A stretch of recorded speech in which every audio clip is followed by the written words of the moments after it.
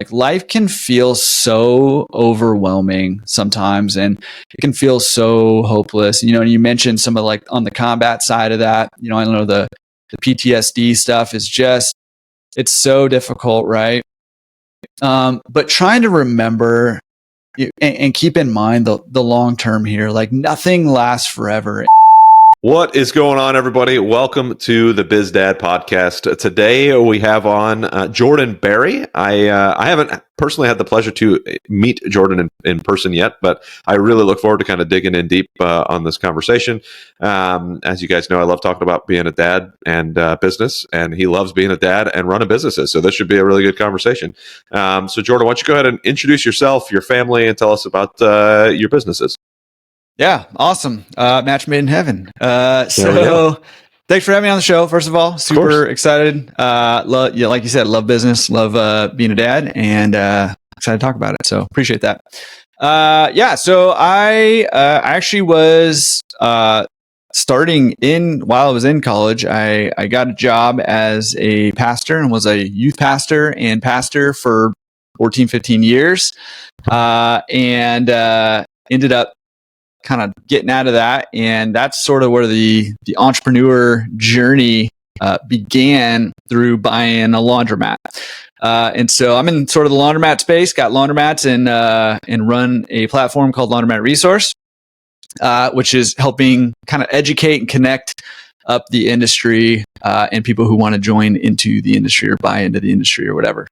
So that's sort of on the entrepreneur side where I'm at right now. I've got some real estate also. Family, married, have 2 kids, Noah, who's 12, and Evangeline, who is almost 10. She'll be 10 in a little over a month. So 9 3/4 or something. I'm sure that's what she says too. Like, I'm 9 3/4, Dad. Yeah. I'm not 9. Get it right. Yeah, exactly. Right. Yeah. Awesome. And how long have you been married? Man, we're coming up on 18 years in like a week. Actually, 10 days. Nice. Yeah. Very cool. 18 years. I know. And what's her name? Her name's Allison. And our marriage is becoming an adult this year. So excited about that. There you go. Yay. So that's awesome. Yeah. It's one of those things. I was walking around with my wife. I think it was our anniversary. I don't know, 3 years ago, something like that, 2 years ago. And this one couple watched us walking by. Maybe it was last year, because we were going to watch the new Top Gun. So it had to be last year.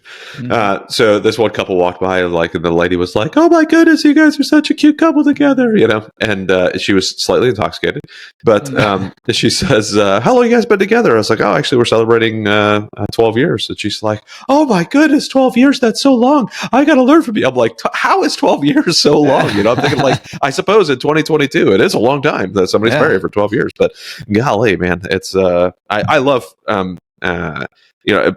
military guys tend to get divorced a lot. So you hear a lot of, "Oh yeah, we've been married for 3 years." So like anybody that makes it past 5-year mark, people are impressed by, Right. So I love being able to hear folks being married for 18 years and happily married. But one thing I did not know, I don't remember reading it in your bio, is or in the one sheet, was being a pastor. That's pretty awesome. I did not know that about you.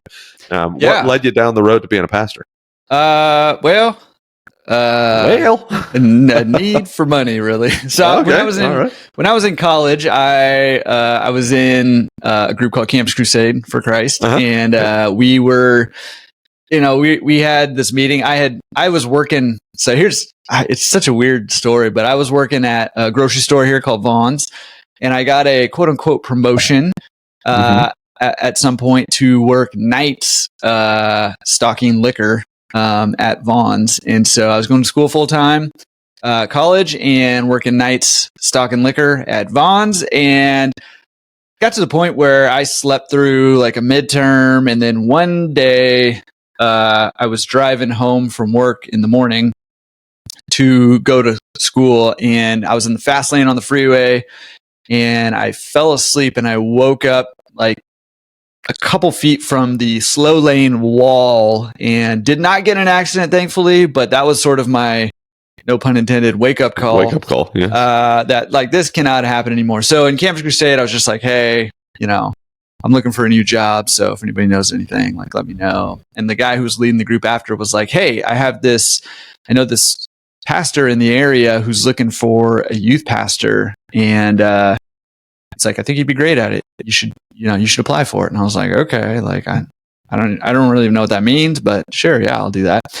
So anyways, I applied for it and got the job, and I started 4 days after my 21st birthday. And at the time I was studying physics, and that was in February. And then by May or June, I decided, hey, I love doing this. I want to do this more. And so I transferred schools, changed my major from physics to ministry, and kind of was off to the races from there, I guess. That's where I met my wife. That's an interesting change. That new school. From physics to ministry. I know. There's a lot of overlap, between the classes. No, actually, it took me an extra year. So I was like 3 years into my physics degree, a year from graduating, and I had to go 2 more years because there was so little overlap, obviously, between those 2 degrees that I had to take a whole lot of other courses. So. I would imagine. Yeah. So the crew, I'm fully supportive of the crew mission. Like, quite literally, I donate. One of my friends, she used to run a big crew ministry thing with some, getting people prepped for Olympics and various different things from the colleges. And so I still donate to her stuff, and it's pretty awesome. That's cool. The things that program does. So highly recommend if anybody is interested to look into crew. Yeah. All right. So after 15 years of doing that, you decided to go and buy a laundromat. So you went from physics to ministry. Ministry to laundromats. I'm assuming there's some sort of a story somewhere in the middle there. Like, were you like washing your laundry at a laundromat and said, I bet you somebody owns it? Like, how did that go down? No. I mean, to me, it just seems like the logical progression. Just like from physics, right? Yeah. I mean, it does seem to be just the next step. I mean, it's just, I could have laid this out in a book just fine. Walking down the path here, and that's just where it led me, right? So... No, it's so funny. There's so many times where in my life I'm like, where am I right now in life? And how did I get here? So it is pretty funny. So, after that time in doing ministry, we had our kids, and I think my son was 4 and my daughter was like just born. Maybe he was 3.5 and she was just born, like maybe around a year old. And it's just, ministry is just it's taxing. And it was taxing on me, and a lot of demands on my time and energy. But also it's just taxing on my wife. Like, at that time I was working at a really big church. And so there's just a lot of like, this sounds really weird, but you're almost like a little mini celebrity. Like, everybody knows who you are, and there's like thousands of people. You don't know everybody. Because there's just too many people to know, but everybody knows who you are. And specifically, specifically for my wife, who's very introverted and very private, it was a tough thing for her. And then also she was transitioning. She's a teacher, special ed teacher, and she was transitioning from being a full-time teacher to she was being a stay-at-home mom. And then the kids were. It's just so hard. You guys know, like, it's just hard when you have those young kids. Yeah. And especially like you're transitioning out of being a career person to a stay-at-home mom. And it was just a tough transition. There's just a lot of demand. So anyways, it was time to just like take a break from doing that, vocationally at least, and trying to figure out what to do. We're here in Southern California. We owned our house, and I was like, here's what we should do. We should rent out our house. We should take the money we've got in the bank, go buy a condo on the beach in Hawaii, go live on the beach somewhere for, doing whatever. It doesn't even matter. I don't even care. Sell jewelry on the beach. I don't care. And we'll go live in Hawaii for a little bit till the kids are school age. And then if we want to, we can come back to California, net gain, condo in Hawaii. My wife was like, yes, we could do that. Or we could buy a laundromat. And so we bought a laundromat, and I spent many bitter nights at that laundromat. And we can talk about this if we want to, but it did not go well, that first laundromat. Yeah. And so I spent many bitter nights thinking I could be on the beach in Hawaii right now. And instead I'm in East LA in the middle of the night trying to fix whatever I was working on. And it was it was a rough go, but that was the idea behind it. The concept behind it was, let's put our money into something that will create some income and not demand all our time, right? Like what we were looking for was we needed income, and we were trying to free up some time because we had these young kids, and I wanted to be around as much as possible. And so that was the idea behind it. Did not work out that way with that laundromat. But that was the idea behind it. Nice. All right. Yeah. My first real estate deal did not go so well either. We can swap stories and have a great time chatting about those. But honestly, they're unbelievable learning experiences when they don't go well. If you stick to them and understand that you're learning from these things, then it can make a huge difference in your future just by getting that extra master's degree that you probably got dealing with that terrible property. So, and that's what I usually like to call my first deal, is it was my master's degree in real estate, because I learned so daggone much. It was ridiculous. Yeah. And I mean, really the whole laundromat resource kind of platform that I have now it's based off of that. Like the whole reason I created it was so that nobody else had to experience what I experienced going through that stuff. Because there really wasn't a lot of information out when I bought my first laundromat. There really wasn't a whole lot online. There weren't a lot of resources. People were very guarded with their information about their businesses, and I struggled for a long time just trying to figure out. I was like desperately seeking, like, who can help me? And you hear all these stats like, laundromats are successful 95% of the time. And I'm like, how is this possible that I'm in the 5%? I got the 5%. How is first this deal? Yeah. Like, how is this, but it really messed with me because I never saw myself as like somebody who's going to fail at anything, really. Because I've just, been taking really good care to succeed at the things that I set out to do. And it messed with me, man. It was rough. I bet. Yeah, we'll dig into that a little bit for sure. Before we jump that route, though, I want to kind of rewind a little bit. Yep. Excuse me. I'm nursing a cold over here, so pardon my clearing of my throat multiple times. I'll try to mute as much as possible. But let's rewind and go back to when you were a child, when you were younger. Tell us a little bit about your dad, your upbringing. And the reason I asked dad specifically, of course, is because this is a dad podcast. But obviously, tell us about your mom as well, and just to kind of understand where you come from.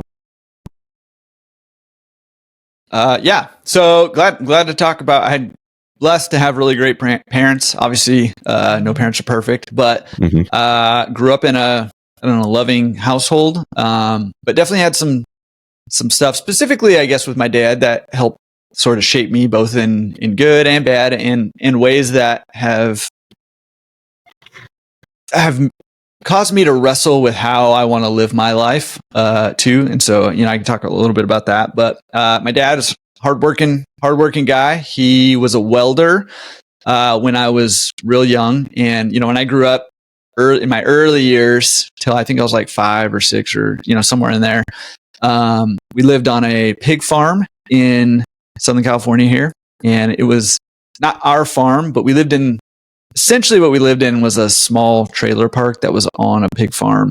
And we lived in half a trailer, and then his dad and mom lived in the other half of the trailer. And he was a welder, and on the job, I think he got injured, hurt his back, and he had back problems the rest of his life because of that. So he couldn't do welding anymore, and ended up finding like a white collar desk job, essentially, that he worked at the rest of his life. And it was a great job for him. Growing up, I have 2 younger brothers, and my middle brother had kidney failure. And so he was in and out of the hospital a lot. We thought he was not going to make it a few times. But that job that my dad had really, first of all, he had good insurance, which obviously was really, really helpful with all of the medical stuff. But also they were just really good about helping him, giving him the time and space to be present, when he needed to be for the family. So a lot of really good came out of that job. However, my dad really hated that job for decades. And I remember having, when I got into college, and, when you're in college, a lot of, ideas seem like good ideas. And I genuinely still think that, some of the stuff I shared with my dad is he should have done these things. But I was like, look, we don't need you to make how much. He felt like he couldn't leave. He almost had like golden handcuffs kind of thing. Yeah. Felt like he couldn't leave his job. He really wanted to be a teacher, would have been really great at it. But he felt like he couldn't leave his job because, he just, the income and all that stuff. So, but I had these conversations. I'm like, look, like, even if we all had to just tighten the belt a little bit or whatever, like, we would rather do that than have you suffer like at this job that you hate. Like he proactively hated it. And so, but he couldn't leave it. So he lived with constant stress. He had constant pain in his back, and it just, I just watched this whole process, and he finally got to a point where I think he was pretty aggressively, investing in retirement. And when he was 62, he was like, okay, I'm going to retire next year. I think I can do it. I'm going to retire next year. So we were all super excited about that. But then, he had a massive heart attack and died, and never got to retire, worked the job that he hated until he died. And just that whole sort of experience. I mean, obviously that was just like really broad strokes I painted that with, right? But that whole experience has really shaped the way that I've viewed life. And I feel like, it makes me so sad that he lived his life that way. And obviously there was a lot of joy in life too. He didn't hate life. But man, I just wish we could just go back and, do things differently for him and, hopefully have him around longer. And it makes me really sad. Like, he loved my kids. My kids were real young. He loved my kids. My kids loved him. And it just makes me sad that he's not getting to see them grow up, and they're really not going to remember him except through the memories that we share. And there's a couple of photos, there's photos and stuff like that, but they're really not going to remember him, on their own. And it just makes me super sad. So anyways, that's real broad strokes. I'm sure we can dive into that a little bit more, but yeah. Wow. Yeah. There's a ton of parallels between you and I in some of this and our fathers. So you're putting things into a different perspective than I was expecting during this conversation, right? So, my dad was in the Air Force and broke his back working on an aircraft, and then he had to leave the military because he wasn't able to do that anymore. Healed up enough to become a correction officer. He literally did that because my sister had a kidney issue. And there was massive bills that were involved with that. She had this crazy disease called nephrotic syndrome. The doctors, they were calling doctors from other states all over the place trying to figure out what's wrong with her. She swelled up like a balloon, and they couldn't figure out why. Like, her body just stopped processing things properly. Her kidneys did. They had to medevac her to a different state. Like, it was a mess. And my dad ends up becoming a correction officer because it had good health benefits and to be able to support his family. So he did that for 26 years, hating that job. Like, I mean, he did what a lot of men of those days did, and they're just like, no, this is what I need to do for my family, so I put my head down and I go. And I don't complain about it. Like, I was probably the one he would complain about it to the most because I'm the only other dude in the house, right? So, but man, I look at him now, and we had done everything we could to convince him to retire. Like, dude, it was just getting worse. They were losing their ability to be able to even keep themselves safe at some points as a correction officer. And then we finally convinced him to leave right after COVID started. He retired, and now he's living on a golf course. I'm thinking to myself, man, just a couple more years later, he could have been killed on the job. He could have had a heart attack because of the stress it was doing. He's already lost like 30 pounds, 30 or 35 pounds after getting out. And it's like, hearing your story, as sad as it is, I'm appreciative looking at my father going, I'm glad that he is still here because he's that age, right? He's 60, I don't know, 60 something right now, 63, 60, 63, I think he is. So like it could have easily been him right now. If he would have stayed in that job. So I, even me personally, really appreciate that story, as heartbreaking as it is to hear. So, let's rewind a little bit, because I have a couple things I want to hit on. But you put an asterisk, and maybe this has something to do with I don't know where at in the life it started, but you said that there were a few things that you saw that you learned from your dad that kind of taught you how you want to live your life. Was it going down that route of being in a job that he hated, or was it something that you remember from growing up, or a little bit of both? Yeah, I'd say both. I mean, I think, one of the things my dad, I'd say gift my dad gave me. I mean, he gave me many gifts, not like presents, but like, just one thing I took from him was just how he thought about things like problems and life and issues. He was always, just thinking very logically about stuff, especially with problems or issues, and he was very like handy, mechanical, all that stuff. And he would just approach problems very logically and help me. Like, I feel like the problem solver side of me came from my dad and how he taught me how to think. So, I really appreciate that. And I've been a very big DIYer for a long time. And I think that came from my dad. However, I'm less and less of a DIYer now, because I'm starting to see more and more the value of focusing on my unique ability, those types of things. However, I think that still served me so well. And I spent, a lot of time like working on cars, working on our houses, just, doing all that stuff that, it's just given me a lot of skills and a lot of understanding, not just about how to work on cars and how to work on houses and stuff, but on how to approach problems and to solve them almost like systematically almost. So that's part of it. But I mean, I'd say the bigger part has to do with how he lived his life kind of on two fronts. So one is like the job front. And for me, like I would rather, obviously I want good things for my family, and my situation is different from his, right? And from your dad's, where thankfully, at least at this point in time, our family is healthy.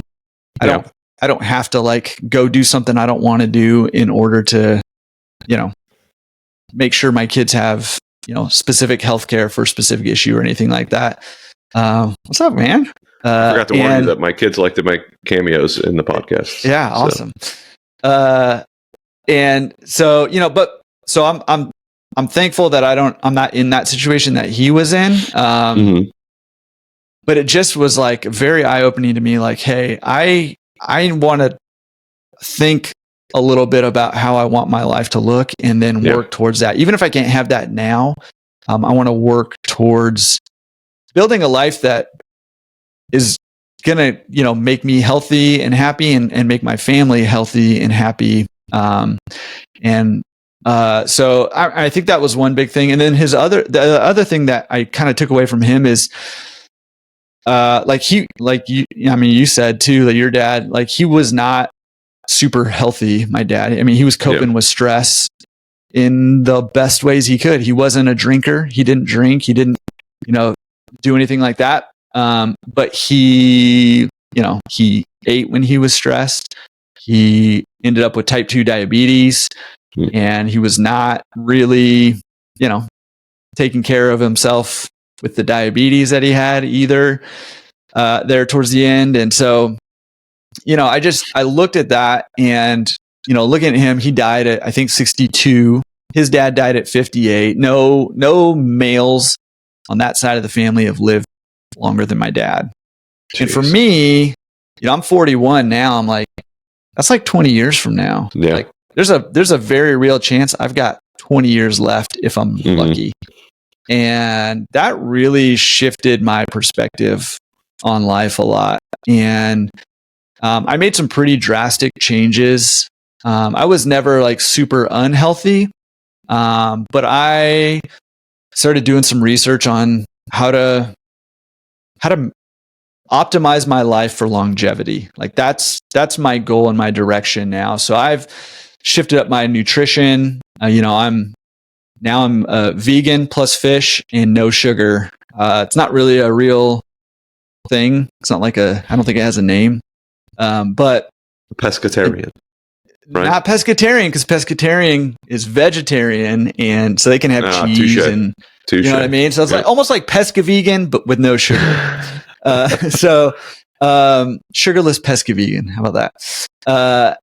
But just from doing a little bit of research and stuff, and I don't know that I have it all nailed down, but it seems like the vegan plus fish seems to be one of the healthiest diets for longevity, and just getting rid of the sugar, I think can only be good, for me. So I've been doing that for 4 or 5 years now. And my thought process behind that is like, look, this widowmaker heart attack that plagues our family, I may not be able to do anything about it. It tends to be genetic. There may not be a whole lot I can do about it, but whatever I can do, I'm going to do. So my nutrition plan's there. I am very active in running, biking, swimming. Mostly I do triathlons and stuff, and just trying to stay active and trying to stay as healthy as I can, to have as much time with my family and friends as I can, and as much time trying to give back to people too, both through the businesses I run and otherwise. So I want to challenge you a little bit on the thought process there with the heart attack, right? So like my dad's dad died from a heart attack when my dad was 1. So like brand new, never really got to know his dad, right? And here's my dad doing that, and very unhealthy sides of the family. So, and I just recently started telling the boys, especially, and my wife, saying, "Hey, I was beat up a lot in the military. I've got multiple surgeries under my belt. I've got multiple bulging discs. I'm constantly in pain, bouncing around, moving things." And I used to always joke, and I say used to deliberately right now, because I just adjusted this like 2 days ago. I don't remember what it was I was listening to, but it kind of smacked me in the face and said, "You need to fix this." And I'm always like, "Oh man, I'm an old broken man," but I'm not old, and I'm not really broken. I'm sore, I'm hurting, I've got some things I need to do to improve my life. But you're already doing a lot of those things, so I would put the heart attack side completely away. Like that's not something that you need to worry about. You're taking care of yourself. You're not, you're not on a path to diabetes. You're not on a path to, the normal heart attack symptoms that you mentioned about your dad, right? So, take it as a learning point from what you saw, and you already seem to have done it. But like I tell the kiddos, like the words we use have power. So, don't give those. Don't let those words take power away from you. Make sure those words are giving power to you. So you have eliminated the concern by changing the things that you've done, as opposed to running away from the concern by doing these changes. So yeah. Well, yeah, and I think that is the goal. Right? Yeah. Is to learn from. I've been traditionally I've got to learn the hard way kind of person, and that I've seen that big time on my entrepreneur side over there. But I'm really trying to be more of a learn from others, as much as possible, shortcut the learning curve as much as possible, and in the ways that you can. You're obviously going to still go through difficulties and gain wisdom, good old fashioned way. However, and I think this is like, as I think about my dad and I look all the way down the genealogy as far as we have, and just seeing, hey, nobody's lived even that long. To me, it was just like, okay, like I can't control everything, but here are the things that I can control, and I'm going to do those things, and whatever happens is going to happen. But here are the things that I can do. Giving yourself the best chance to. Yeah. Right. Yep. Exactly. Yeah. Makes sense. So. All right. So going back again. All right. Let's go into the. Boy, I don't know. I feel like I could spend another hour talking about your dad and the upbringing and how all that went. But was your dad's white collar job have anything to do with businesses or anything like that? Like you somehow got this business thing. Obviously, you mentioned it from your wife, but Yeah, no. Or even the pastor thing. Like, did that stem at all from your parents? Like, no. Well, yeah, my parents were Christian, so I mean, there was that. Okay. They weren't. They taught some Sunday school classes and stuff growing up. okay. But yeah, no. Sort of trailblazed that. Well, my dad. Mhm. Okay, so actually, my dad did sort of start a pest control business with his brother. It was very short lived, and I wasn't really involved with it, and really wasn't. I mean, I was aware of it, but it wasn't on my radar at all. That actually did not end well either. Ended with my dad's brother kind of, I don't know all the things that went down, but it wasn't good, and it caused a rift between my dad and his brother for a long time. And I think they sort of made up not too long before my dad died, which I'm thankful that happened. Yeah. But for a lot of years, it caused a rift between them, and that business folded. And there were, I don't know all the issues, but I know there were some tax issues and stuff like that went down. But that's the only sort of foray into entrepreneurship from my family. And in fact, I mean, when we bought our first laundromat, I did not. Like, I was so naive. I had no idea what we were getting into, which is why we made all the mistakes, right? And I didn't think of it as entrepreneurship. I didn't really even think of it as business ownership. I was just like, oh, we're just buying a laundromat. And so all of my entrepreneurial journey basically started the day we closed on our laundromat. Yeah. And that's when I was like, okay, I'm starting to understand what I've walked into here. And, and I went on like a binge fest listening to podcasts and audiobooks and reading books and, everything from there. And so really my education started the day we bought that laundromat. And going. Well, let's go into that. Tell me about how. I mean, your wife Allison obviously is the one who told you that you should buy it. First, where did she get the idea that laundromats were the good thing to do? And then tell us how that process went.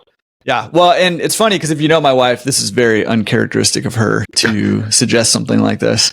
And honestly, she's probably regretted it ever since, to a degree, at least for a long time. That laundromat. So because it didn't go well.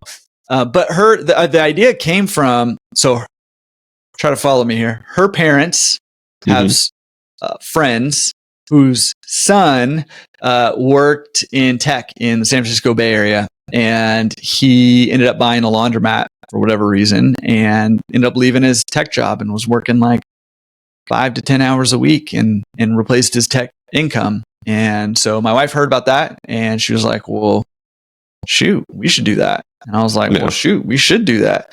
And so that's 5 to 10 hours a week sounds great. Yeah. Yeah. Oh yeah. Gosh, it was great. So, I mean, like I said, the idea was income coming in and not a whole lot of time commitment. And it ended up being the exact opposite of that. I was over there all the time and there was not only no money coming in, we were losing money for a long time. So did not go according to plan. Well, what was the plan? And then tell me how it actually turned out. Yeah. So we purchased the laundromat, all cash. It was a fixer-upper. We call those a zombie mat here in the industry. And with the goal and the idea of basically remodeling the whole place and putting all new machines in. So worked with a broker. So like I said, I was trying to find information all over. There really wasn't a whole lot out there at the time.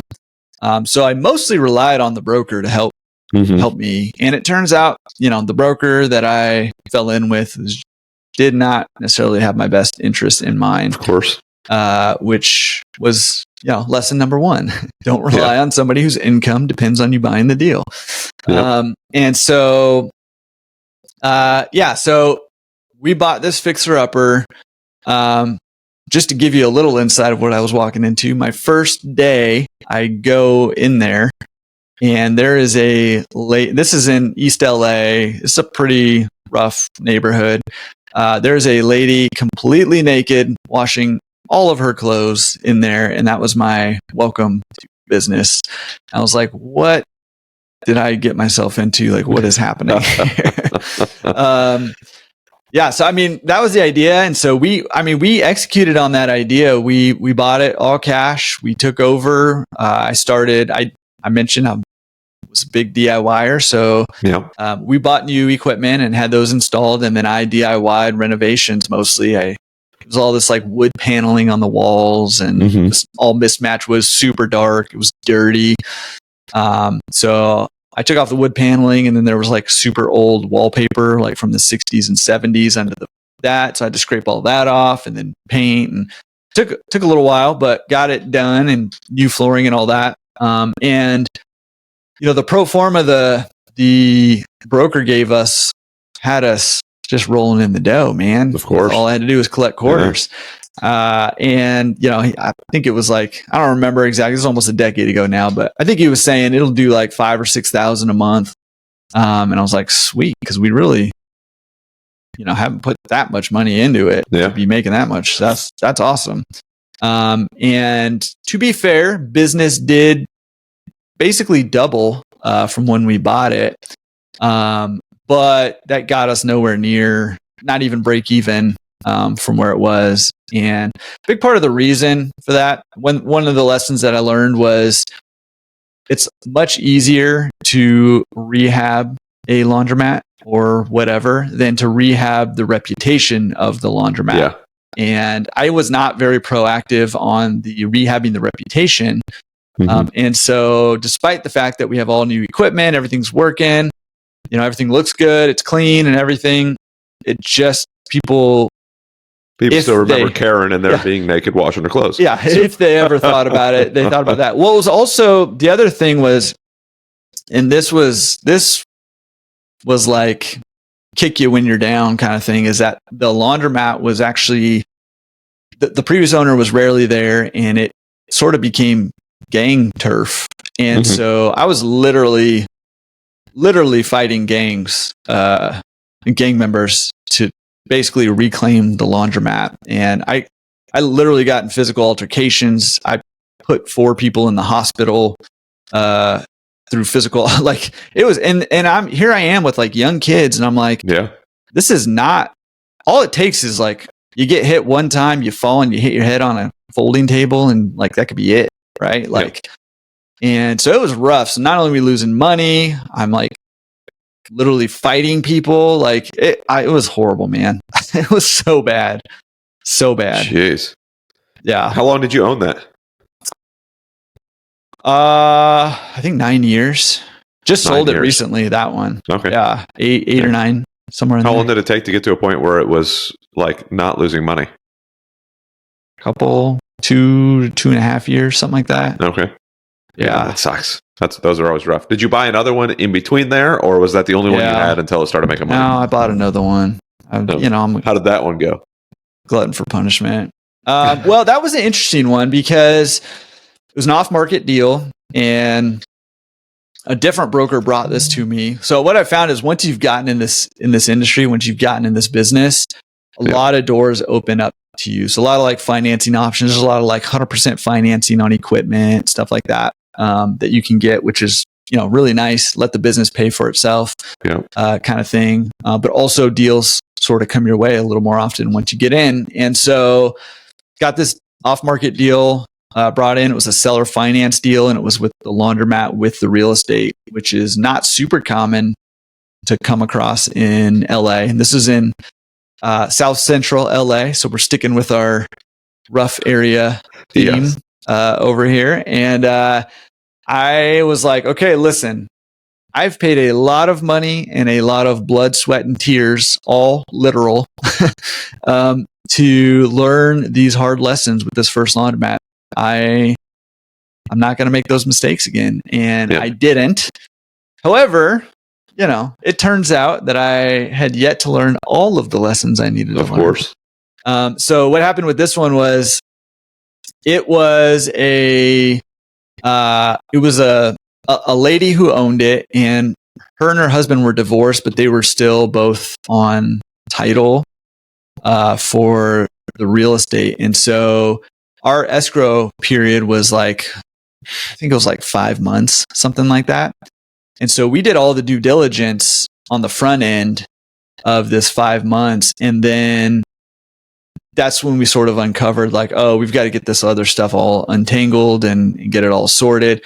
And so it ended up dragging on for another few months, right? And so what I didn't do was I didn't keep doing the due diligence, right? And specifically what I didn't do was I didn't keep making sure there were no new laundromats coming in. So essentially a brand new, bigger, nicer laundromat came in like a half a mile away, and it opened up the day that I took over, is when it opened up. So we took an immediate like 40% hit on our income the day we took over, which was just brutal. And we had even if we had known 2 months earlier, I could have at least made preparations, right? They were running promotions, they were giving away free dries, and they were, all the stuff. And I was just taking over. Like I had no idea, right? And so,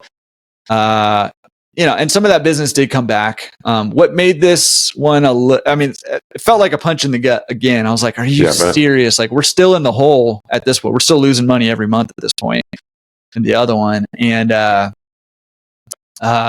but the thing that made it a little more palatable is that it came with the real estate. We bought it under value. And so we had equity in the real estate. So that did help with that, but it still was, it was rough, man. Yeah, it's painful. Yeah. I tell people, with my first deal, I had a very rough go with my first apartment building. It was a 62 unit apartment, and I ran through terrible contractors, leaving things like walking out on the property halfway done, a bunch of stuff not the code. Almost all of our tenants walking out without paying. Like they just gave up on paying, completely ruined our business plan. We had to use a bunch of the rehab money to actually keep paying bills as opposed to actually it was an absolute mess. But I tell people I'm lucky that I bought another deal before it got really bad, because I may not have ever wanted to go back into real estate again. But it was one of those that if you to your point, like you learn enough from it, and you're like, okay, well, I learned all this stuff. I'm not doing those mistakes again. I'm probably going to make some more mistakes, but they're not going to be those mistakes again. Right.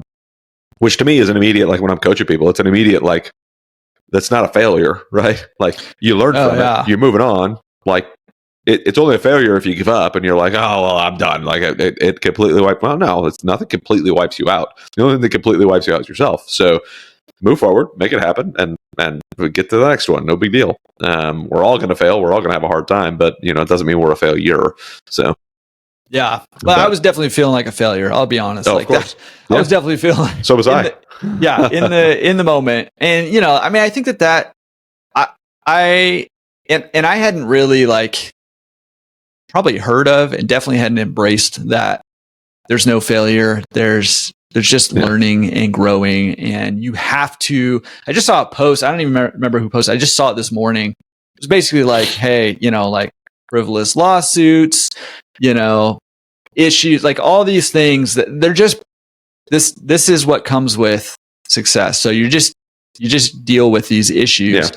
And one thing that I did find, which is kind of interesting, is that the weight of all of these mounting bills and all of this stuff, I was missing payments because I just didn't have any money to, pay bills and stuff sometimes. And so all the weight of that put a lot of our other problems into perspective for me. And I'm like, you know what? That problem that used to mega stress me out, I don't even think about that. That's not even a real problem anymore, right? And so, one of the things I learned is the more experience you have, the greater your capacity to deal with problems. And I think that is a key to success, right? Is being able to deal with, I think, you hear a lot of people saying, hey, you've got to be the person who can have the success, right? You don't if somebody just hands you success, you're not going to be equipped to handle success. Well, I think a big part of what they mean by that is bigger problems come with higher levels of whatever success means, to you. Bigger problems come with that. And you have to have the ability to deal with those problems. And until you've dealt with, smaller problems and built up your almost tolerant and your ability to handle those problems, you're not going to be able to handle the problems that come with success. So in that sense, I'm grateful for it. But in the moment, and some of those problems just linger on forever, right? And there's just implications that go years. And, you just deal with them. Like you said, keep going. Yeah. So as you're going through those, I mean, you have to deal with them. They're like if you're an ostrich stuffing your head in the sand. I mean, that's not going to help you. Makes it worse. Oh, no joke. Way worse. How did the family take it? How did your wife take it? Like what, you said your kids were still pretty young at that time. So it's not like it was, but I would have a feeling they still sense there was some stress in dad and mom at that point. So how'd that all go with the family dynamic? Not great, to be honest with you. I was spending all this time trying to figure out how to turn these laundromats around to stop the bleeding, get gang members out. It's crazy stuff would happen. I just want to just preface this by saying my experience was not typical. So if anybody's thinking about buying a laundromat and is getting scared about it right now, number one, my experience is not typical. Number two, Laundromat Resource and my consulting, all of that stuff exists so that other people don't have to go through this stuff. Right. And that's why the podcast is there. I'm talking with other owners who are having lots of success in this business. So I just want to preface all of this by saying that because I don't want to freak anybody out. But honestly, crazy stuff was happening at the laundromat. I've two different times I found guns at the laundromat. One time I was parked and all of a sudden all these cop cars came from everywhere. And somebody had there was a high-speed chase that ended in the parking lot of this laundromat. And they ran and they finally apprehended the person in the parking lot. There were all these cop cars in the parking lot and my car was boxed in.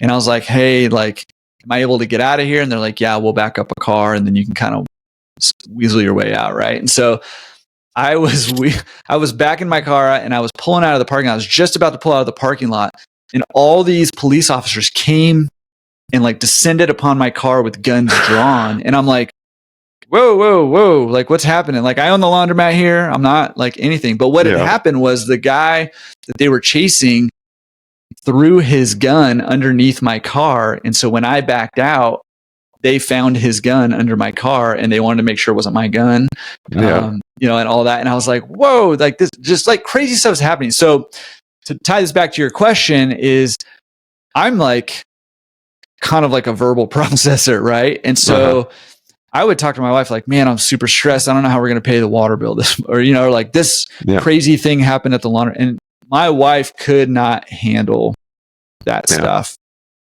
And I finally wised up and realized I can't talk to her about this stuff at all. But what happened was, already, financial stress puts stress on relationships. And so that stress was there. But then what happened was, my entire life was consumed by these laundromats and trying to figure out how to turn them around, stop the bleeding, deal with all of the issues I was dealing with in this community here that the laundromat was in. And I couldn't talk to my wife about any of that. And it kind of turned in we didn't talk about anything for a long time because I was just so overwhelmed and I had nothing else to talk about because my whole life was consumed by this when I was in the thick of it, right? And so it put a lot of stress on our relationship. And we went to counseling, to kind of work through some of that stuff and it helped a little bit. But really, it was just rough until we kind of dug our way out of it. It did help that I had a couple other buddies who were entrepreneurs who had seen some stuff too, and who either were struggling or had struggled through stuff that could kind of relate. And I could, at least vent some of that stuff out and not to my wife. But honestly, man, it was rough on us. I don't think we were ever in danger of like getting a divorce or anything like that, but it was not good for a while there. Yeah, I could totally see that. And I don't know if it's true or not, but I could almost, like, looking at my wife, I make jokes to her because it's her fault that I do real estate, right? And I said, Right. look, honey, it's your fault, right? Yeah. That I do this real estate stuff. I do it. I've only done it when things were good. I've made those jokes. But I can only imagine if things were terrible and I'm telling her all these things, how she would still hear those same words. It's my fault that he's doing this. It's my fault we're going through this. I don't know. Do you feel like that was more stress on her shoulders, so she's the one who told you to do a laundromat? Yeah. I mean, I think she feels a lot of guilt and regret about that. I think if she... Still currently just then? I think we responded very different, almost polar opposite to our struggles. For me, I was like, I'm going to figure this out. I am consuming everything I can possibly consume from anyone and everyone that might help me figure this out, right? Podcasts, books, audiobooks, all, like, everything I could consume. I'd talk to anybody that would talk to me, which was not very many people. But her, on the other hand, she just turtled up, went into a shell, and just like, I'm going to pretend like it doesn't exist, right? And I think even to this day, because we like relationally went through such a hard period of time, probably for like a year and a half, it was rough. I think if she could go back, she would not buy a laundromat again. Me, on the other hand, I am like, I wouldn't buy that laundromat again. But I think that at least not the way that I did it, right? And I would know going into it more of what to expect, and be able to align our expectations. I think for her, a big part of it was our expectations were way over here, and the reality was way over here, and just the disparity between the two was just too much for her to handle. And so, yeah, I think if we were to go back, she wouldn't do it again. For me, though, I'm like, look, I'm able to help a lot of people now. Like, I was on a call yesterday. I'm like, dude, we have got to get on a call. It's free for you. Like, and this guy owns a laundromat. He bought it. It was brand new when he bought it 5 months ago. He's losing $15,000 a month right now. And he needs to get to gross of $20,000 a month. And he's at like $5,000 to $6,000 a month. So he's not even close. Yeah. And I'm like, look, I know exactly what you're going through. I know exactly how you're feeling, and I know exactly the things I didn't do that you need to do. So let's get you going. And like, I'm like, dude, for me, that's worth like so much to be able to help somebody in that scenario and connect people with each other, to help each other grow their businesses or to get in the business the right way. Like, I see, we went through it. It was not fun. I would not choose to go through it again if I had the option. But because we've gone through it, it opens a lot of doors for me to be able to help a lot of people. And for me, that makes it worth it in my book. So we're still together. So that helps too. Yeah. So I do want to come back to that. I've got an asterisk for that. But so still to this day, with now, how many laundromats do you own now? Back down to one actually now. Okay. Yeah. I did the same thing with all of my real estate. I'm back. I shrunk down quite a bit. Yeah. But so even today, now that all of that is behind you by 8 years and everything, does she still struggle with the thoughts about it? And how have you had conversations with her to try to help her not struggle with the fact that you still are doing this? Yeah.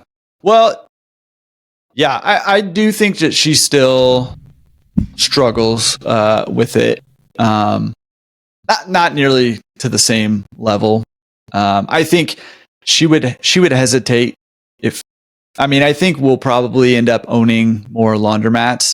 But I think that so I have a small investment fund with laundromats, and I think that we'll own through that investment fund. Yeah. And I've got a couple partners. One's the operations partner. He's killer operations. So, I think that that's the way that we'll own it. But I think that she will hesitate again, just because her experience was not good. Like that was she doesn't want to do that ever again, nor do I really.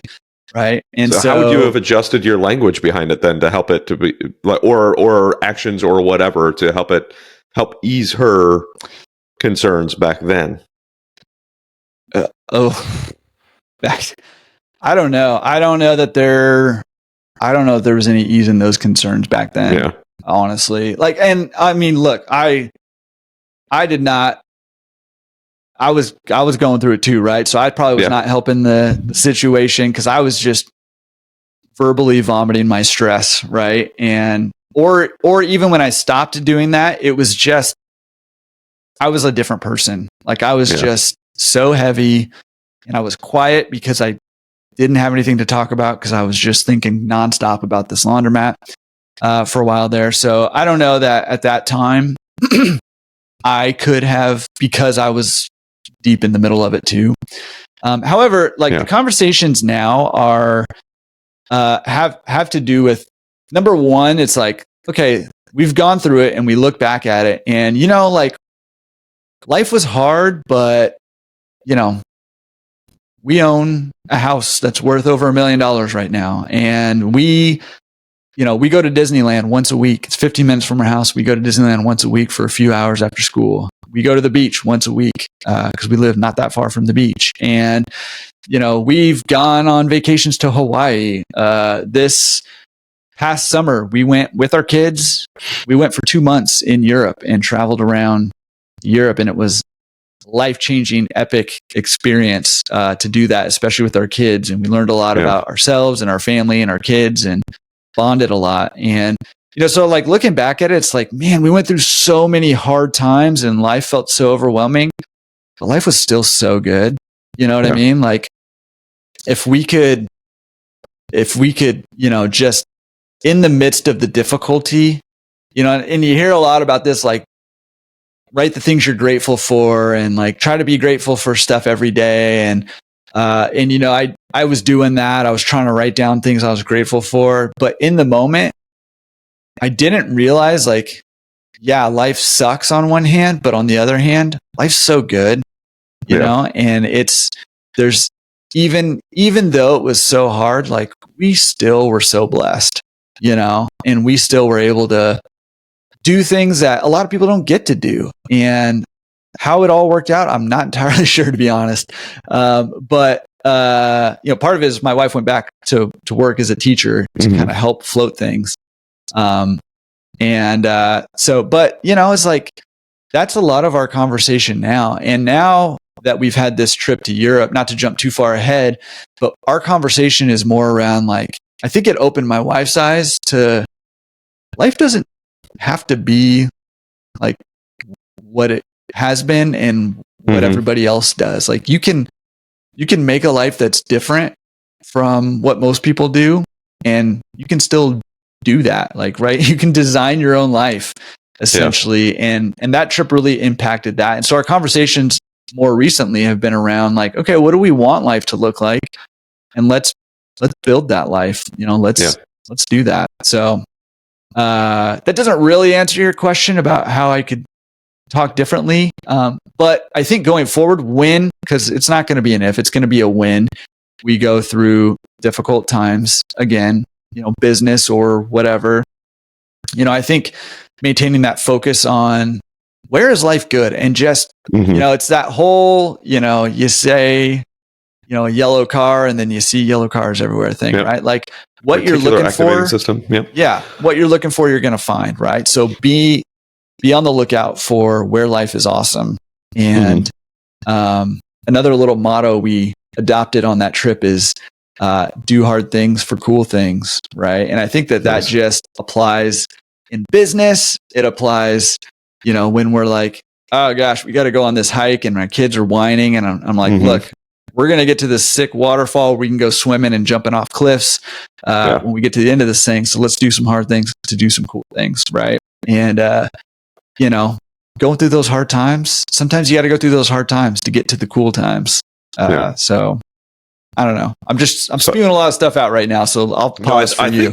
I think part of what I heard there was you guys are now starting to, it sounds like, have a combined why behind what you're doing and building that out. Where perhaps what could have happened at the beginning, and I wish I would have done a better job with this, is I had a bunch of why up here and things I was striving for up here, but I didn't really relate that well to my wife when we were first starting off. Like, she's the reason, legitimately, that I'm involved in real estate. She's the reason I have even a savings account, let alone invest in real estate, right? So, excuse me. I think that combining each other's thoughts and building a why together, so that even when you're going through the hard times, hey, yes, this does suck, but we know where we're going. We know why we're going through these trials. It's so that we can have X, Y, and Z. It's so we can build a life that we want. It's so we can do these things.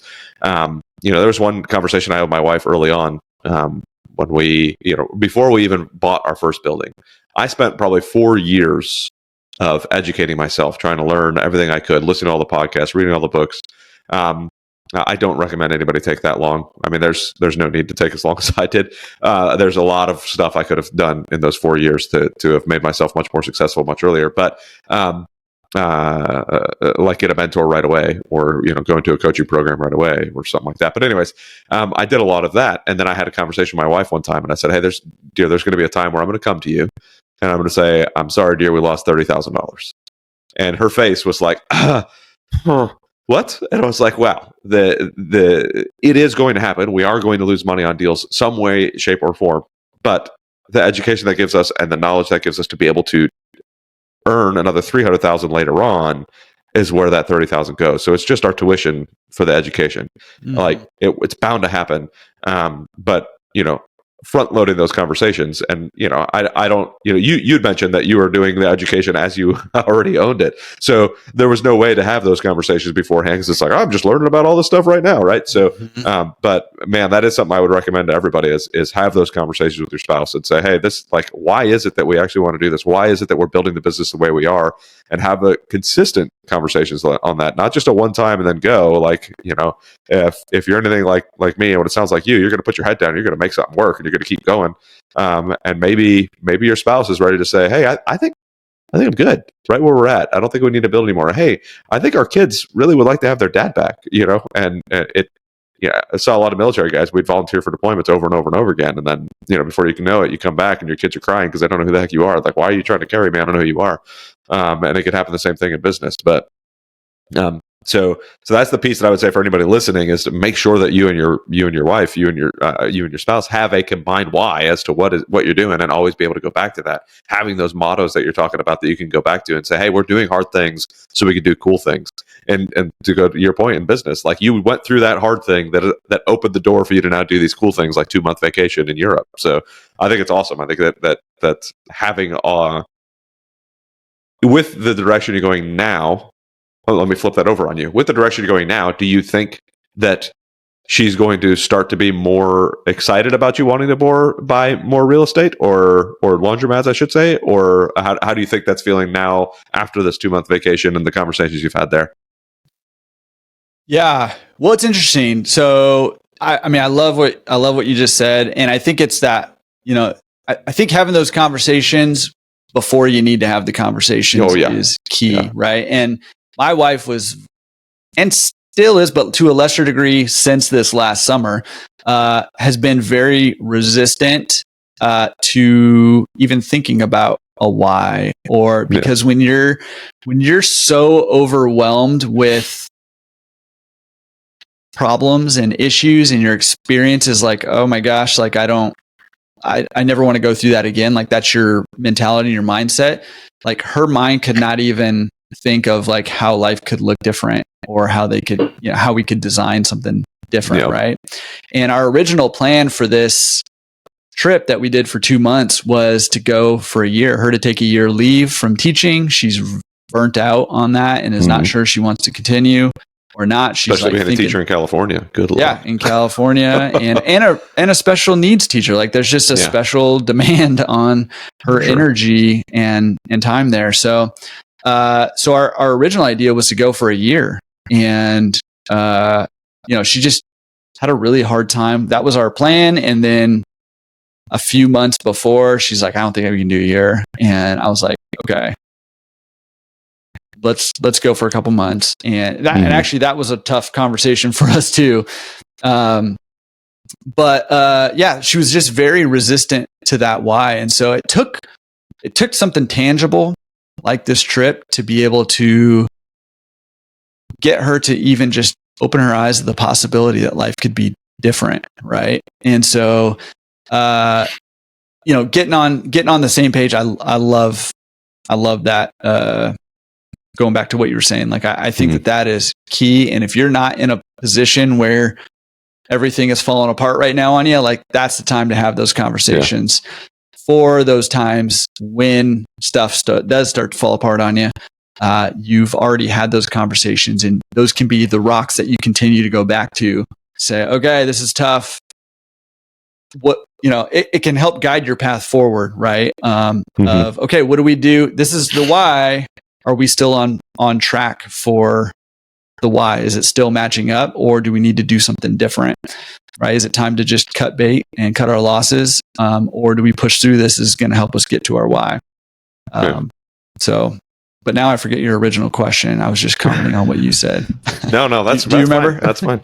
Well, we were talking about I think it all kind of started back to, I don't think I actually asked you a question, going back to like, what could you have done differently, or how would you have done it differently to have changed that, right? And I think that it goes back to, had you had the I don't know if wisdom is the right word, but, or even somebody to talk to, a partner, to have said, Totally. hey, like, have this conversation before you do that. That way you guys know, and like, figure out what your why is beforehand. But I do want to ask, you were obviously a pastor before. Are you still like a practicing Christian, going to church and all that? Yeah. Still going to church, not doing that vocationally, and actually not even at the moment volunteering. I've done some volunteer stuff through the church and stuff.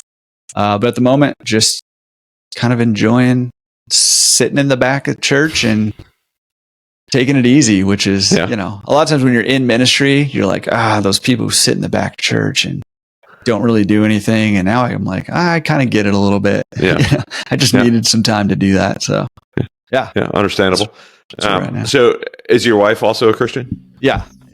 So how much, just to challenge you a little bit on that front, how much of this did you like put in the Lord's hands to be able to go through? How much did you guys, pray about it together, or, what did your, I mean, desperation mode, not just the businesses also, but, even actually just our relationship. I mean, it was, for, like I said, like a year or something there, it was rough and patchy. And so, I mean, I think it's just like, God, like, what can we do? Like, show us the way, or show us who can show us the way, or, however we need to solve this, like, help us. Like, we need help. Just let us know, and I think, it's funny because sometimes the answer is just wait, grin and bear it. And that was sort of what it turned out to be. And it's not a wait, like, just sit around and twiddle your thumbs until things pass. It's like, wait, you've got to keep working at it. You've got some things to learn. You've got some things to go through. So just keep at it, and it's not going to just go away for you right now. But I mean, there was a whole lot of that for sure. But there's also, what's interesting is like, and anybody who either is going through something like that, with your business, or even relationally, or if you will, down the line, like, I think there was definitely like a shame that we felt about, especially with the laundromats, and, the whole, everybody succeeds with laundromats, and we're over here struggling. And we got all the classic, like, you bought a laundromat, that's dumb, that's never going to work, why would you do that? Of course. I heard XYZ about owning laundromats. My cousin's uncle's brother's sister went bankrupt because of and and we heard all that stuff, and we did it anyway. So I'm super proud of us for doing that, actually, despite how it turned out for a while there. But that was like an extra layer of like the shame that we felt of, number one, struggling in business, and number two, that causing us to struggle in our relationship, right? And I would just say anybody who's gone through that or who is going through that, or if you end up going through that at some point, there's no shame in that, right? That is just part of the experience. And in fact, we've already sort of talked about this, you're going to go through that stuff and you need to go through that stuff. And, it's how we handle that determines, how that impacts our lives and who we are, right? And I think a lot of businesses and a lot of marriages fail because, there's a lot of reasons, but I think one of the reasons is because we feel this shame and we feel like we can't share those failures, those feelings of failure. They're not failures, but those feelings of failure and those struggles that we're going through, we feel like we can't share them with anybody else because it's too shameful. And what ends up happening, I used to tell this to high school kids all the time, when you don't share that stuff and you don't let other people speak into that, what happens is you stay inside yourself. And when you stay inside yourself, it becomes this downward spiral, right? Yeah. And that is where you fall apart, your business falls apart, your relationship falls apart.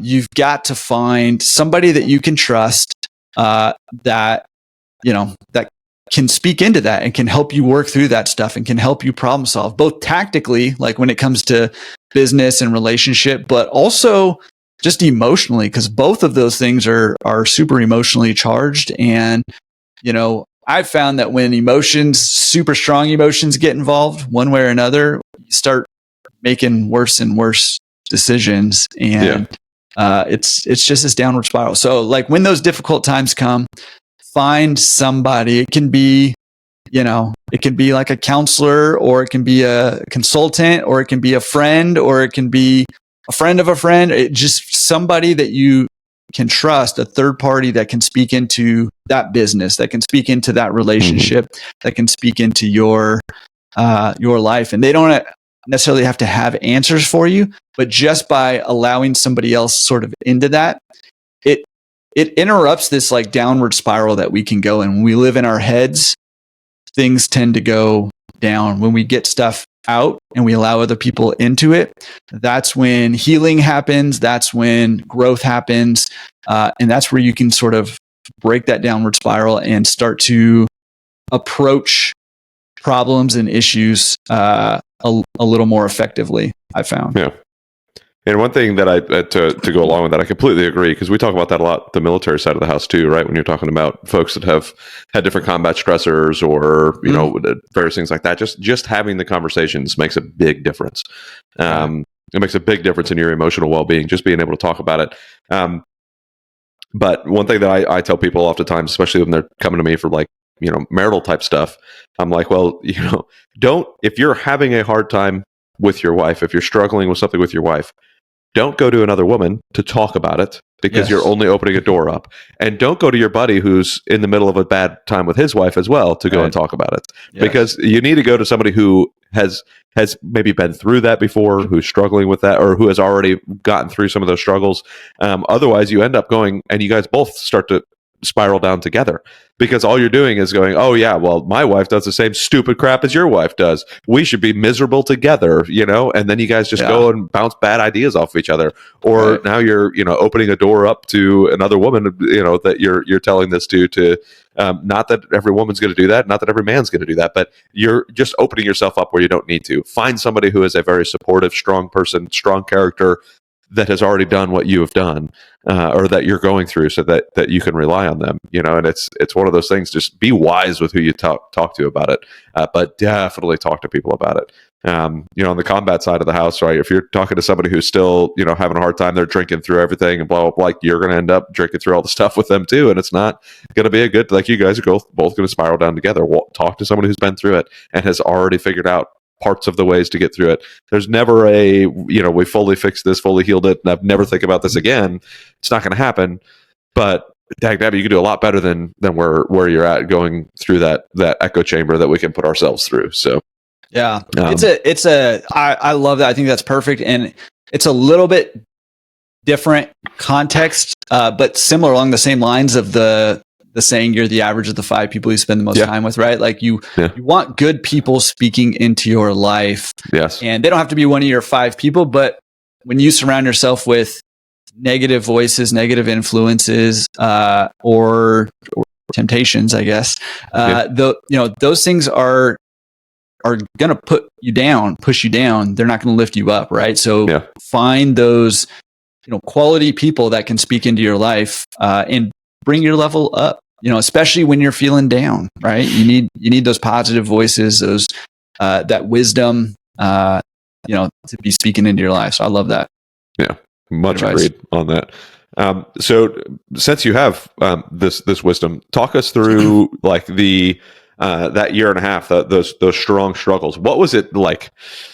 How did the conversations go? As much as you're obviously comfortable going through, like what you mentioned going through counseling together, and like what was it that you think got you kind of through that to the point where you are now, and then where do you think that you could have done better through that year and a half? Yeah, well, I mean, I think early on the emotions were just high, right? And so conversations just spiraled quickly. It would be, either one of us getting fired up or one of us shutting down. Those were sort of the options until sort of both of us just shut down at one point, and we just were not communicating very well. And I think one of the strengths of our relationship is that we're actually really good communicators, especially during difficult times. I think a lot of that has to do with us going through the difficult times and having to figure out how to communicate during those difficult times. Thankfully, I've got a lot of flaws, and I'm a bonehead in a lot of ways, but I'm not like an explosively angry person, and neither is my wife, generally speaking. So we didn't have that to work through and to deal with. But I mean, again, like emotions were high. There's a lot of stress in the situation, right? And so, I mean, I think one of the things, obviously one of the things that we learned is, find somebody trusted, who we can help us. Was that your counselor, or did you have other people too? I mean, I think the counselor sort of kicked us off. I wouldn't say we had a super great counselor. I mean, he was great. He was a good person and all that. I don't think it was super effective, but what it did do was just open some lines of communication with us a little bit, and forced us to interact. And when you're talking in front of people, look, just face it. Like you want to put on the best front possible, right? Yeah. And so emotions stay a little bit lower. Not always the case, but they did for us. And so we were able to just open those lines of community, get the foot in the door, right? Like just crack it a little bit. And then we, what turned out, like we ended up, because of it was like, I'm dealing with all this stuff, and she's like, I can't handle any of this. Don't talk to me about any of it if you can at all avoid it. A couple of things that I think help that is, number one, just developing empathy. And I think empathy gets this like bad rap, but I actually think it's a superpower, to be honest. And if you can be an empathetic person, I mean, I think a lot of times it gets associated with like a feminine trait. But actually, I think it's like I think it's a superpower. I think it's a huge strength. Because if you can empathize with somebody and sort of understand how they're feeling and make them feel like you understand them to an extent, that really opens a lot of doors for communication and to strengthen the relationship, right? So, part of it was just developing this empathy for my wife and like the feelings that she had about the situation that we were going through and the stress she was feeling, and her developing empathy for me and like realizing some of the things that I was going. To this day, she doesn't know all of the stories because she just doesn't want to hear them. But realizing like, okay, like you're going through a lot, both on the financial side with businesses, but also just with some of the stuff that happens in that laundromat for whatever reason. developing that empathy, but then also empathizing with the fact that, on my side, like she needs to be shielded from this stuff. Like she cannot deal with it and just not capable right now to deal with it. So I need to stop, communicating that and empathize with her on that, but also, find ways to hear the things that she is thinking about and going through. And for a while I couldn't, she would express frustrations about the finances or whatever. And I would just be like, I don't know what you want me to do. Like, I don't have any more money. Yeah. There's, and like, that's like a conversation killer, right? Right. And so empathizing with like, I've got to find ways to allow her to express herself and her feelings. And then her sort of empathizing with me, like, I need to process stuff verbally. And for me, I'm trying to shield her from that. But when it does come out, like her, developing this empathy for me and just like, okay, he just needs to get this out. And, and trying for her, I think what she was doing was trying to put up a partition between her feelings and the things that I was saying when it did leak out of me. And so anyways, I think empathy is like this superpower. I'm a huge fan of that. I think that we should be proactively developing empathy. And I think that if and when we do that, it will benefit all areas of our lives, relationally. So I think that's a big key there. No, I wholeheartedly agree with that. And I don't, I do think, to your point, it does maybe get a slight bad rap, especially amongst men. Like, but if you really want to grow relationships and build relationships, you have to understand where the other person is coming from. Even if, like, let's look at it strictly as business stuff. Like, if you want to be able to raise capital from people, you have to know the reason why they're wanting to invest in things and understand where they're coming from. And part of that is empathy, right? Like, I'm not saying to use it and abuse it, but like you have to understand where people are coming from to be able to really connect with them and be able to grow through things and, word things properly and everything. Like, I mean, like, empathy makes a huge difference. Even to design your fund or your syndication in a way that's going to meet the needs of them, right? Like, you've got to understand what their needs are and what their wants are and their desires are to be able to structure your fund or your syndication in order to meet those, right? Like, I mean, I just think it benefits every relationship in life, to be honest. For sure. Yeah.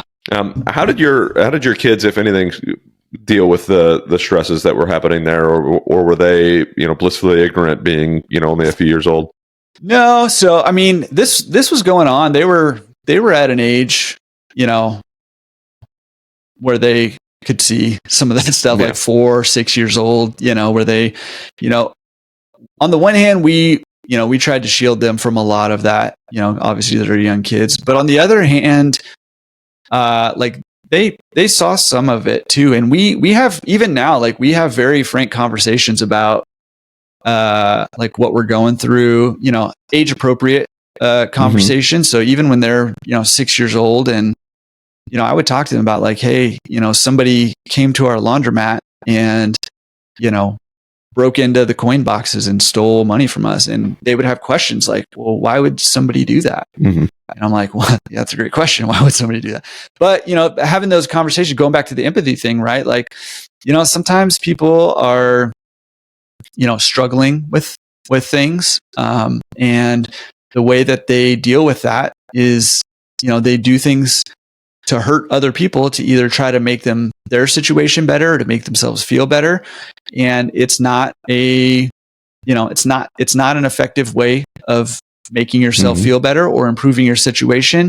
But sometimes people just don't know a better way, and they don't know a different way to do it, and they get desperate. Right. And, my son, one, like, the saddest story ever, like, our situation was not great, but our son, was very excited I was like, since they were little, and I was learning all this stuff about investing. I didn't know anything about real estate investing or anything till all of this. Right.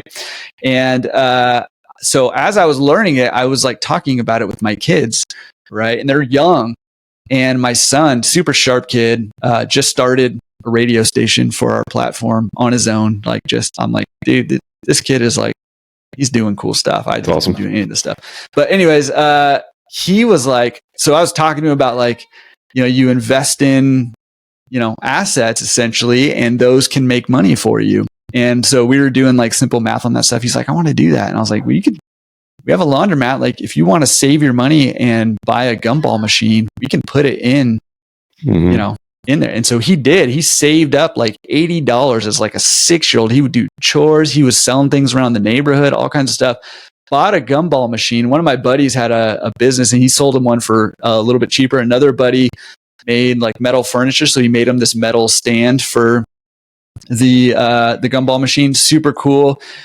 We bolted it into the concrete. We did a little ceremony for him. There's a picture That's still awesome. to this day of me like shaking his hand. I made a sign for him. His name's Noah. It's Noah's Gumball Land. And we hung that up next to it. Well, that night, some dude came on into the laundromat just raging off of something. I don't know what was going on with him. And he came and he just physically ripped that gumball machine out of the concrete and walked off with it. I've never seen the guy before and I've never seen him since. And it's a good thing probably for him and for me that I haven't seen him since. But didn't even last a single day. And so he got his first business lesson the next day when we drove over there. And I saw, before I got him out of the car, I saw that it was missing. And so we had to have that conversation about. And all the guy got was a quarter and some gumballs. Like he was expecting to get a bunch of money in that thing too. And there was nearly no money in there because I just how'd your son take that? It was rough, man. I mean, he took it like a champ. I mean, he did, but it was rough. He like did not understand, and I didn't really understand either. Like why somebody would do that. But so he, a year or two later, he saved up some more money, bought a new gumball machine. We put it in, we did it, even sturdier than before. And somebody came in and bashed it up like 2 days later. Jeez. And so we threw in the towel on the gumball machine. It was a great conversation, right? It's like, man, this is like very similar to how, it's gone for us with these laundromats, right? Yeah. And I was like, okay, so here's what we need to do is we need to think about what did we learn here and how can we do things differently, right? From this, what do we need to do different either to make this gumball thing work or if we need to pivot off something else, right? Like what do we need to do differently? And so we were able to have these cool conversations about that because of that experience, but it's still such a huge bummer that he didn't get to realize the thrill you get when you buy an investment and it makes money for you while you're not there, right? Like he didn't get to experience that yet. So bummer. Well, I think he's got another year or two ahead of him that he'll be able to figure that out. He's got some time and he's a sharp kid. If he doesn't get burned out on the rate that you guys are going right now with the gumball machines, right? So I know. Man, that's rough. So besides the gumball machines on his side, what other things, if any, have you kind of either included him in on as far as the business talks or in anything with the business? Yeah, I mean, all of the stuff. Like they've grown up now, basically going to the laundromats with me. They've seen like one of our laundromats. We have like a little convenience store in it, so they've come with me to go get stuff for that convenience store and to stock it. And we've talked about, how to price stuff. I mean, we've talked all that stuff. One of my favorite stories of Noah is, I think his third grade teacher or third or fourth grade teacher, one of the conferences we were at, was like, so Noah for like 20 minutes explained taxes to me and got into like depreciation. Like she's like, I learned things from him, right? And he's in like third or fourth grade or whatever. So, I mean, we've gone through all that stuff and talked about that stuff. We talked about why we own the laundromat because they're like, Dad, why are you? One Christmas Eve, I had to go. Somebody had shoved a potato in the toilet at one of the laundromats. I mean, that's a pretty logical thing to do.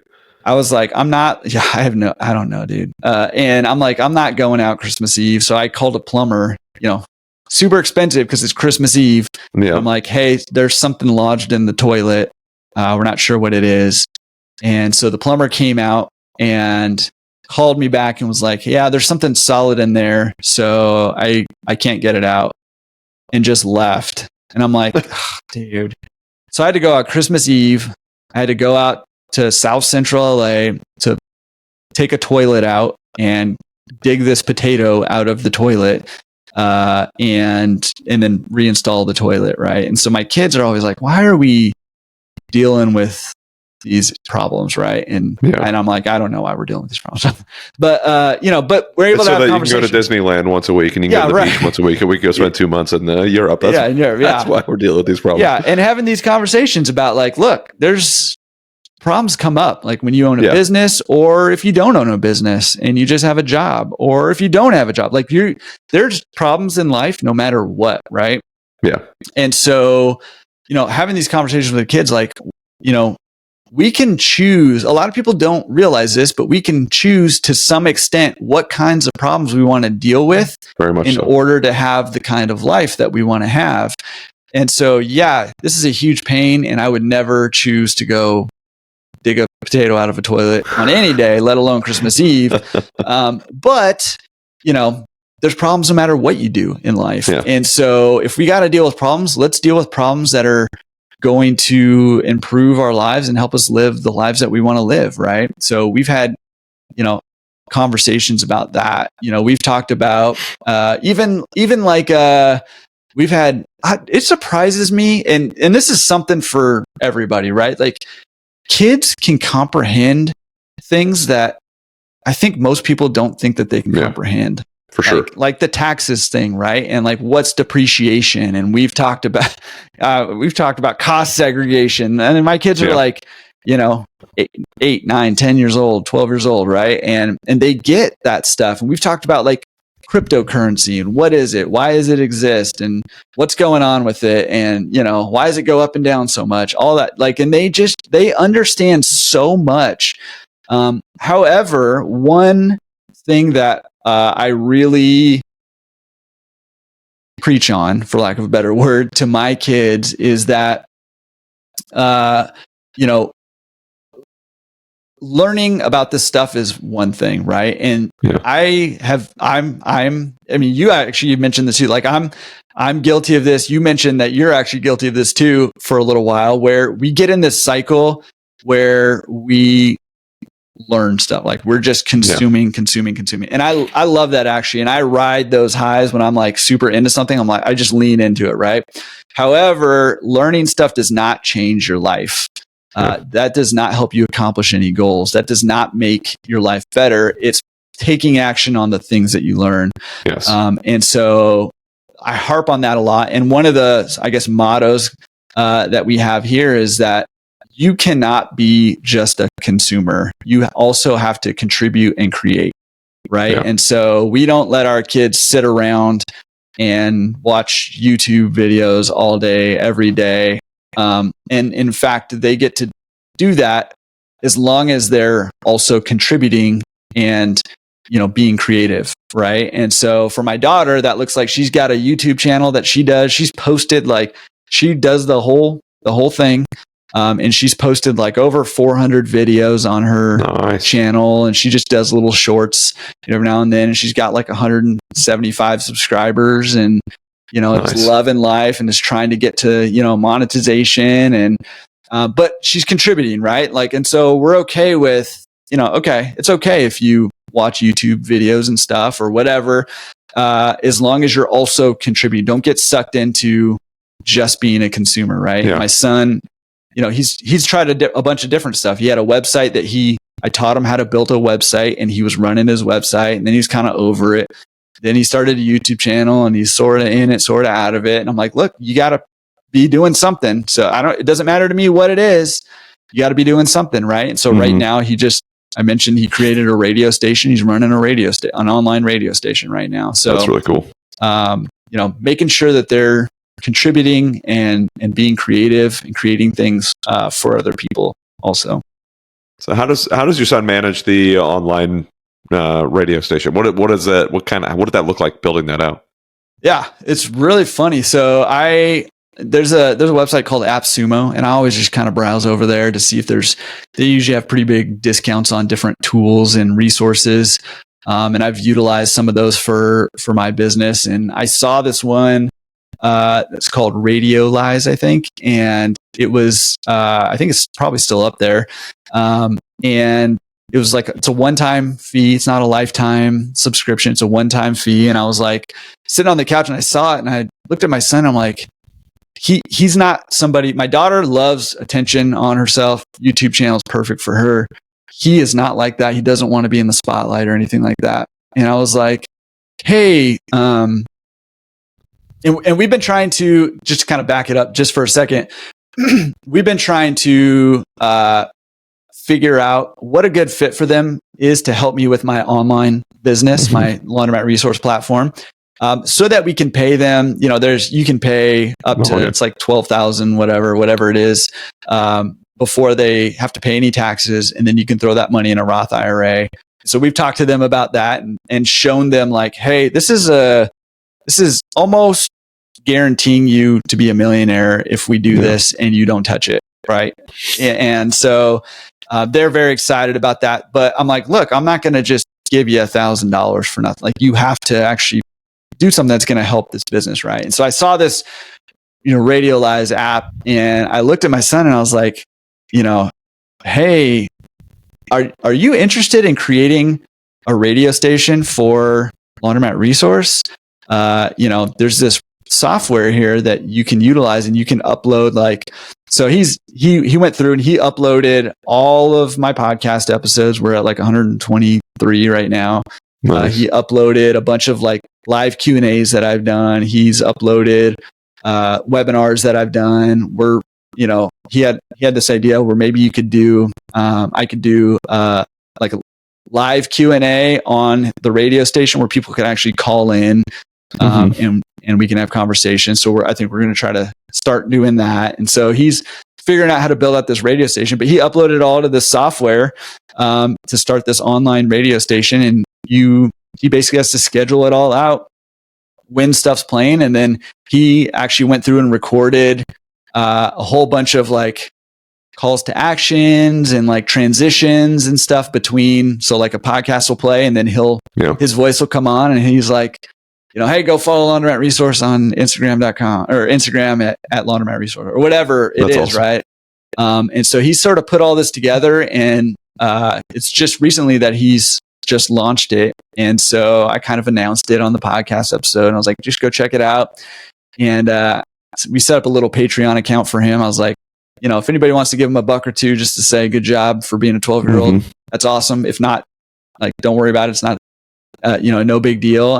But he's very excited about that. And I was like, okay, well, that's phase 1 is to get it up and running. Phase 2 is like, how do we turn this into a legit radio station here? I wanted to see some more ideas, and how do we grow this? How do we get people listening to it?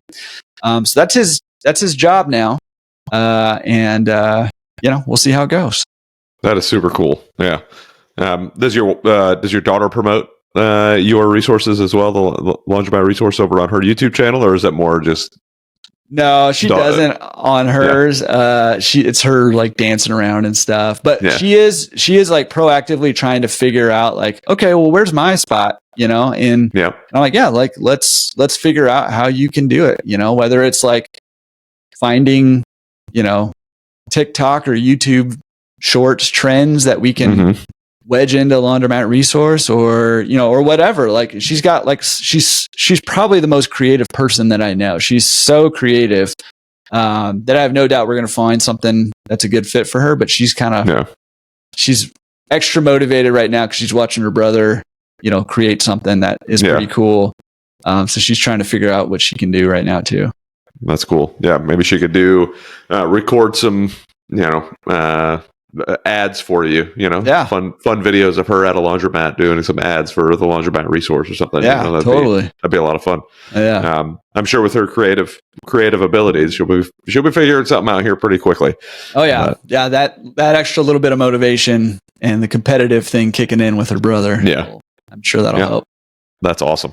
Yeah. Well, I think that it's super valuable to be bringing kids in the business early. I mean, I I had zero idea anything about business until, I don't know, 8 years ago or so. So it was a whole different world for me than what my kids are growing up in, and now we've started homeschooling this year. So one of the projects is to actually build out my oldest, the two of them will do it together, but my two boys to build out a vending machine business or something along those lines, as long as they don't eat the product, right? Because I'm pretty sure they'll be wanting to eat some Doritos as we're trying to fill it up. One. But yeah, that's the downside of the vending machine business. And you got to go out and fill them up all the daggum time. Yeah, that's yeah. But man, I really love what you're doing. I really like I really appreciate the fact that you are vulnerable and talking about some of the hard times that come through all of the business stuff and both your marital life as well as with the kids and the stress that's involved. But man, you've picked up in a great spot. It sounds like you guys are going to be really pushing forward hard on the family why, which I think is phenomenal. I love it. Is that a blanket? Oh my goodness. Yeah, I don't know. He's weird. Cuddled up in a blanket. Jeez. He's like, I got a little cold, so I got a blanket and wanted to come cuddle with you. But no, I don't remember exactly where we were, but I really do appreciate though you being vulnerable, talking about all that stuff, going through the conversation about how you're bringing the kids in, how you dealt with the wife. I honestly think that many people are afraid of things like that word counseling, like especially with marriage, and you opening up and just saying, hey, like it's important. Go talk to somebody about this stuff. That's how we get through things, is through community, through relating with other people and having good conversations. So, man, I really appreciate that. But is there anything that you think I should have asked you about, or that you'd like to kind of go into before we wrap it up? I think one thing that I will say, and this will be good for anybody who's in the thick of it right now, who's struggling. But I think this will also be good for all of us for when we do encounter that next struggle, because we all got struggles coming ahead in the future, big or small. Is one thing kind of coming through and ended up on the backside of those struggles eventually. Just trying to keep that long-term perspective in mind. Like, life can feel so overwhelming sometimes, and it can feel so hopeless. And you mentioned some of, like, on the combat side of that, I don't know, the PTSD stuff is just, it's so difficult, right? But trying to remember and keep in mind the long term here, like, nothing lasts forever. And I think that's one of the things that my wife and I talked about a lot as we were kind of getting through stuff. A lot of times it feels like whatever life feels like right now, it feels like it's going to feel like that forever, right? Mm-hmm. Good and bad. And, it's just, I've just found it helpful to try to proactively remember, like, life it's changing all the time, right? It's never going to be one way forever. So if you're in the thick of it, you're feeling overwhelmed, you're feeling like hopeless, like, just, again, number one, find somebody else you can talk to about that. But number two, try to keep that long-term perspective in mind, and that you do have the ability to change your circumstances to a degree, for right? Sure. And kind of like I was talking about with my nutrition and exercise and stuff, like, you can't control everything, right?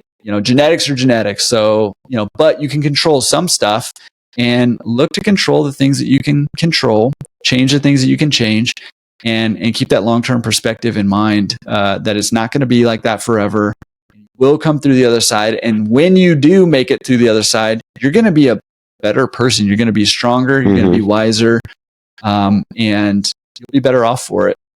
Just hang tough. I really appreciate that. I think that is very valuable advice. And I hope that whoever out there needs that actually takes that advice and heeds it. But, well, I thank you so much, Jordan, for jumping on. I greatly appreciate it. It was great chatting with you, getting to know you.